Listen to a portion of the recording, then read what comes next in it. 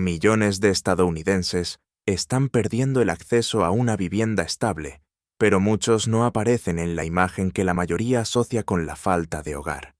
No siempre están en refugios, ni en aceras, ni en campamentos visibles. Muchos están durmiendo en coches vans y vehículos recreativos, estacionados en barrios tranquilos, cerca de escuelas, supermercados o lugares de trabajo. Lo más difícil de aceptar es que muchas de estas personas todavía participan en la economía. Algunos adultos trabajan tiempo completo. Sus hijos siguen yendo a clases. Desde afuera sus rutinas pueden parecer normales, pero por la noche la familia vuelve a un vehículo porque el alquiler, las deudas y los gastos básicos ya no caben dentro del mismo salario. La pregunta central es incómoda. ¿Cómo puede una familia seguir trabajando y aún así quedarse sin un hogar permanente? La respuesta no se reduce a que el alquiler subió.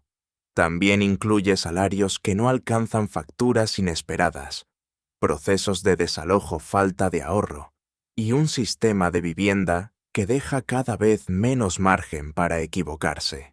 Para entender esta crisis, primero hay que mirar a quienes casi nunca son contados. Para muchas personas, la expresión sin hogar todavía activa una imagen muy específica. Piensan en alguien viviendo en la calle aislado del mercado laboral y completamente desconectado de las rutinas que estructuran la vida diaria.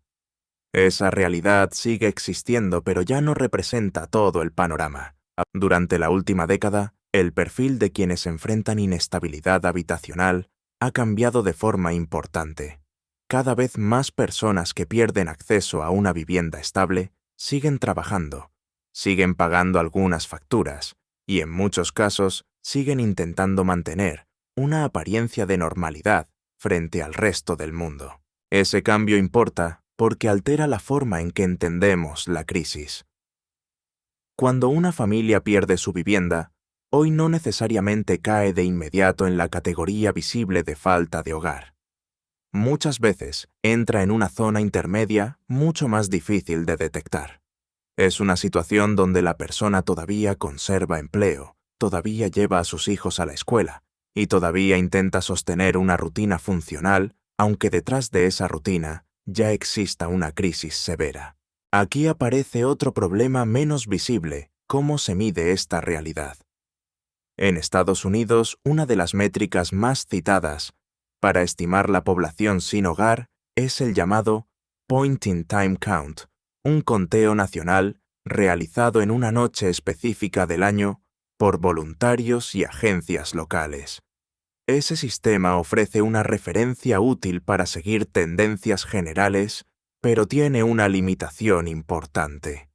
Captura mejor a quienes están en refugios o en espacios públicos visibles, y mucho peor a quienes hacen todo lo posible por no ser encontrados. Las familias que duermen en vehículos suelen moverse con frecuencia, estacionarse en zonas residenciales y salir antes del amanecer para ir al trabajo o llevar a sus hijos a clases.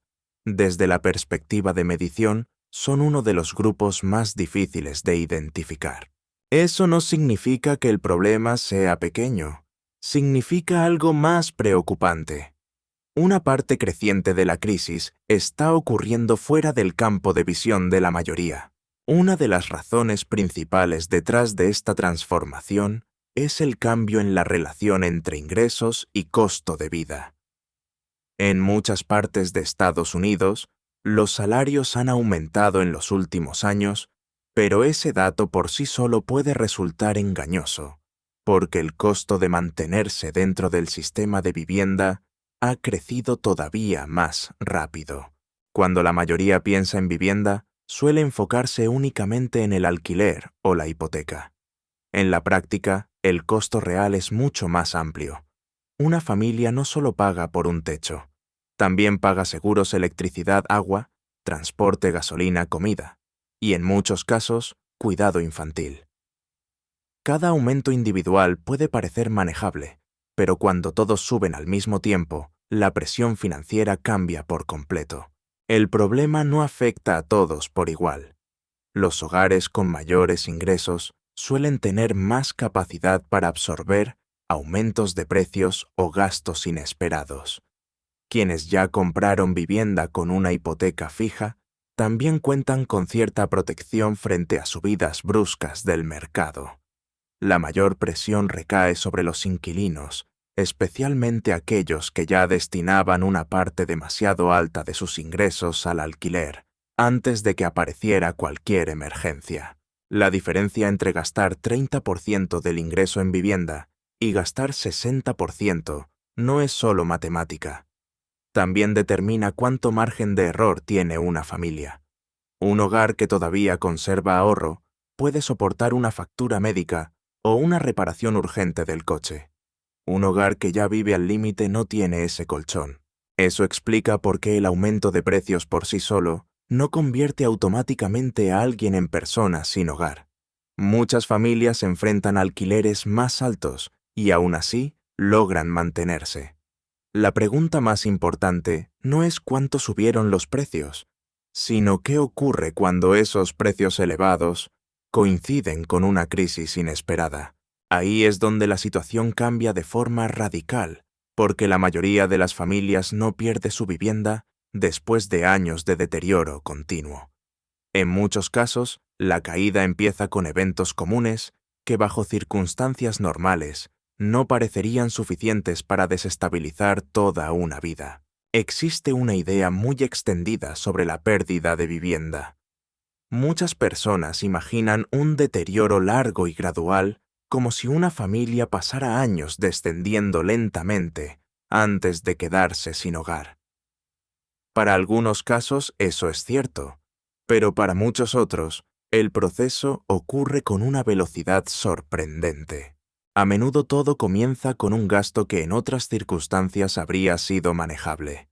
Puede ser una reparación del coche, una factura médica, una reducción temporal de horas laborales, o incluso un aumento en el costo del seguro. Ninguno de estos eventos es extraordinario por sí solo. El problema aparece cuando golpean a un presupuesto que ya no tiene espacio. Cuando una familia vive con muy poco margen financiero, incluso un gasto relativamente común puede obligarla a tomar decisiones defensivas. Muchas veces, la primera herramienta para cubrir esa diferencia es el crédito. Al principio la solución parece razonable. Una tarjeta cubre la reparación. Un préstamo a corto plazo ayuda con la compra de alimentos. Una factura se pospone para el mes siguiente. En ese momento la crisis parece contenida, pero en realidad el problema solo cambió de forma. El alquiler no desaparece. Las facturas mensuales tampoco.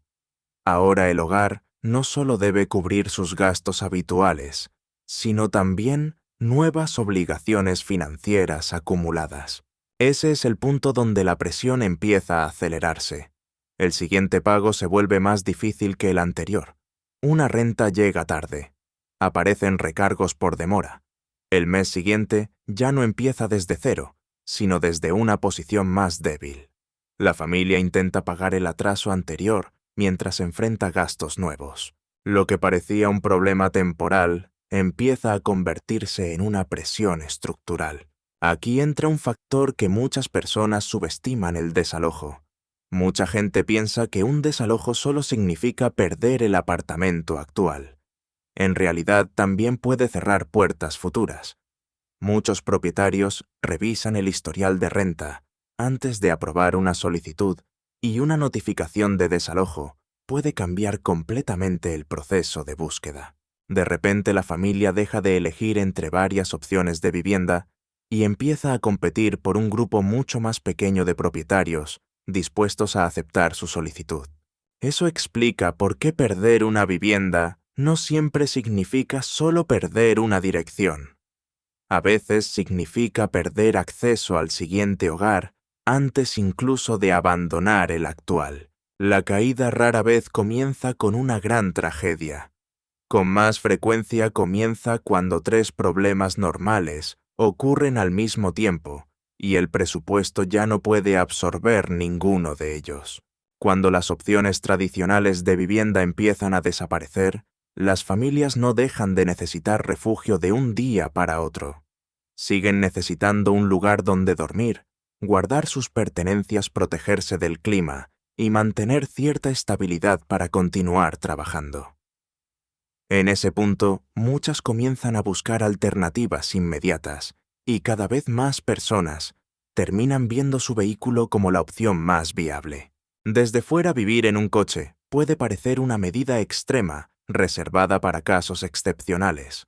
En la práctica, para muchas familias, representa una solución de emergencia que resuelve problemas muy concretos. Un vehículo ofrece privacidad, algo que no siempre existe en los refugios. También ofrece movilidad, lo que permite permanecer cerca del trabajo, de la escuela de los hijos o de redes de apoyo importantes. Ese factor es especialmente relevante para familias con niños. Cambiar constantemente de ubicación puede interrumpir horarios escolares, transporte y cuidado infantil. Dormir en un coche, aunque sea una situación profundamente precaria, a veces permite conservar una rutina que de otro modo colapsaría por completo. Sin embargo, existe una idea equivocada bastante común. Muchas personas asumen que vivir en un coche reduce drásticamente los gastos. La realidad suele ser más complicada. Algunos costos desaparecen, pero otros aumentan de forma considerable. Sin cocina, muchas familias dependen más de comida preparada, lo que eleva el gasto diario en alimentación. Sin baño o ducha, muchas recurren a gimnasios, lavanderías, estaciones de servicio o paradas de camiones para cubrir necesidades básicas. Además, el combustible se vuelve un gasto crítico, especialmente durante periodos de calor o frío extremo, cuando mantener el clima dentro del vehículo puede ser necesario para dormir con seguridad. También está el problema del almacenamiento. Perder una vivienda no significa perder inmediatamente todas las pertenencias, documentos, ropa, materiales escolares y herramientas de trabajo siguen existiendo, y muchas familias terminan pagando unidades de almacenamiento mientras intentan sobrevivir día a día. Por eso, vivir en un coche no reemplaza una vivienda estable.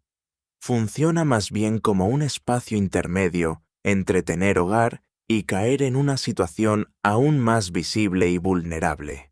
Si cada vez más personas están usando vehículos como refugio, surge una pregunta evidente. ¿Por qué la mayoría de los estadounidenses casi nunca ve esta crisis? La respuesta parece contradictoria al principio. Muchas de las personas afectadas hacen todo lo posible por no ser vistas, no porque no necesiten ayuda, sino porque ser visibles puede traer nuevos riesgos. Para los adultos que siguen trabajando, uno de los mayores temores es el estigma. Mantener ingresos estables suele ser la única barrera entre una situación difícil y un colapso financiero total. Decirle a un empleador que se está viviendo en un coche puede generar miedo a ser percibido como alguien inestable o poco confiable, incluso si no existe una consecuencia formal inmediata. Cuando cada salario importa, incluso el riesgo de esa percepción puede resultar demasiado alto. Las familias con hijos enfrentan presiones adicionales. Muchos padres temen el juicio social, la vergüenza o una atención no deseada por parte de autoridades y servicios de protección infantil. Por eso, su prioridad muchas veces no es hacer visible el problema, sino preservar la apariencia de normalidad durante el mayor tiempo posible. Eso significa dormir en estacionamientos discretos, salir antes del amanecer, ducharse en gimnasios y mantener rutinas escolares como si nada hubiera cambiado. Desde afuera, la familia puede parecer funcional. Internamente, está operando bajo una enorme presión. Aquí aparece una paradoja importante. Cuanto más intenta una familia protegerse, permaneciendo invisible, más difícil se vuelve medir la magnitud real del problema. Esa invisibilidad tiene consecuencias concretas. Los problemas visibles suelen atraer atención mediática, presión política y más recursos. En cambio, una familia durmiendo silenciosamente en una minivan antes de ir al trabajo rara vez genera el mismo nivel de urgencia pública. Y eso crea un ciclo difícil de romper. Las poblaciones ocultas son más difíciles de contar. Lo que es difícil de contar suele ser más difícil de priorizar. Y lo que recibe menos prioridad, normalmente, recibe menos recursos para ser resuelto.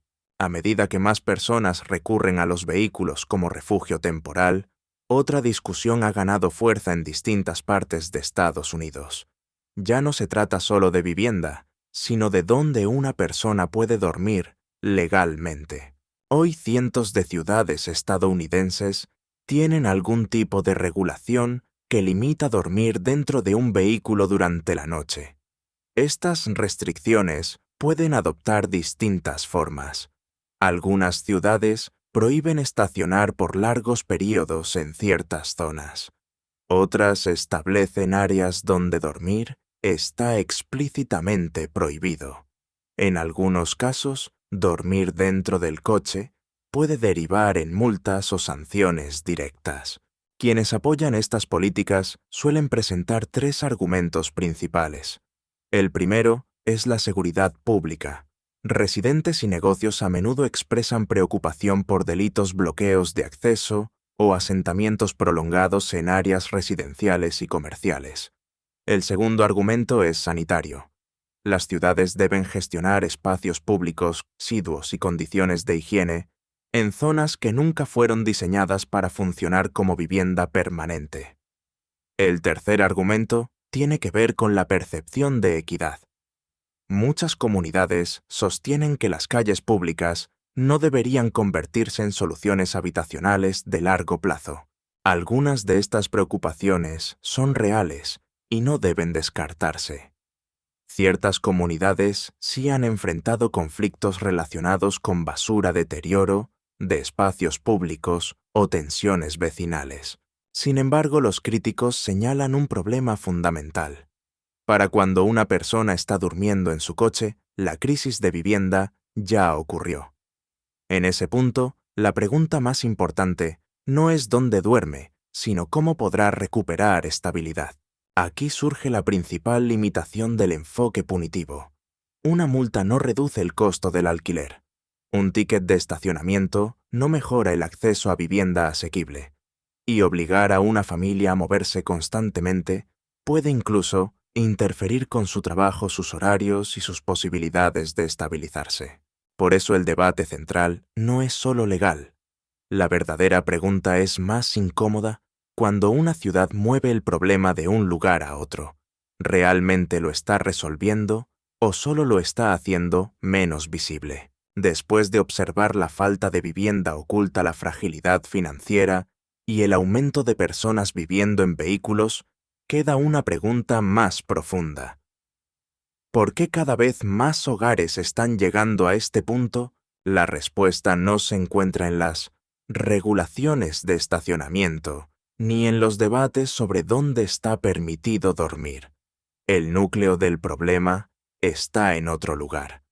La vivienda asequible se ha vuelto cada vez más difícil de conseguir para millones de personas, especialmente para inquilinos de ingresos bajos y medios. En teoría, más construcción debería aliviar parte de la presión del mercado, y en algunas regiones, efectivamente, se siguen construyendo nuevas unidades residenciales. Sin embargo, aquí aparece una distinción clave. No toda nueva oferta mejora la accesibilidad para los grupos más vulnerables. Gran parte del desarrollo inmobiliario reciente está dirigido a segmentos con mayor poder adquisitivo. Esto no ocurre por casualidad. Los costos de suelo, materiales, mano de obra y financiamiento han aumentado de forma considerable. Para muchos desarrolladores, construir vivienda dirigida a rentas bajas ofrece márgenes demasiado estrechos, comparado con proyectos orientados a compradores o inquilinos de mayores ingresos. Como resultado, la oferta puede crecer sin resolver el problema central. Puede haber más viviendas en el mercado y, al mismo tiempo, seguir faltando opciones realmente asequibles para quienes viven con presupuestos limitados. Los programas de asistencia pública ayudan a muchas familias a mantenerse dentro del sistema, pero la demanda supera ampliamente los recursos disponibles en numerosas zonas. En algunos lugares, las listas de espera para recibir ayuda habitacional duran años. Para una familia enfrentando una crisis inmediata, esperar años no es una solución operativa. No todos los expertos coinciden sobre cuál debería ser la respuesta principal. Algunos economistas sostienen que se necesita construir más vivienda en todos los niveles de precio para reducir presión general en el mercado. Otros argumentan que el problema exige reformas de zonificación, mayor asistencia al alquiler o protecciones más fuertes para inquilinos vulnerables. Aunque las soluciones propuestas difieren la mayoría, converge en un punto esencial. Cuando una familia destina una porción cada vez mayor de su ingreso a vivienda, su capacidad de absorber shocks se reduce drásticamente. Ese detalle importa más de lo que parece. Una familia que usa 30% de su ingreso para vivienda todavía puede tener espacio para ahorrar. Una familia que usa 60% opera bajo reglas completamente distintas. Un gasto médico, una avería mecánica o una reducción temporal de ingresos ya no son inconvenientes manejables. Se convierten en eventos capaces de romper el equilibrio entero del hogar. Por eso la falta de vivienda rara vez comienza el día del desalojo. Para muchas familias, empieza mucho antes, en el momento en que desaparece el margen financiero que antes les permitía absorber errores, retrasos o emergencias. Al final, vivir en un coche no es el comienzo de la crisis. Es una señal visible de que la crisis empezó mucho antes. Detrás de cada familia durmiendo en un vehículo, suele existir la misma secuencia: costos de vivienda, más altos ingresos que no avanzan al mismo ritmo y un presupuesto sin capacidad para resistir imprevistos. Cuando ese margen desaparece, incluso problemas ordinarios pueden desencadenar consecuencias extraordinarias. Eso es lo que hace esta situación tan preocupante. No hablamos solo de las personas que hoy ya viven en coches vans o RVs. También hablamos de millones que todavía conservan vivienda, pero que operan con una fragilidad financiera mucho mayor de lo que parece desde afuera. La pregunta ya no es solo cuántas personas están sin hogar. La pregunta más importante es esta: en tu ciudad, ¿qué está presionando más a las familias? Hoy, ¿el alquiler, los seguros o los salarios?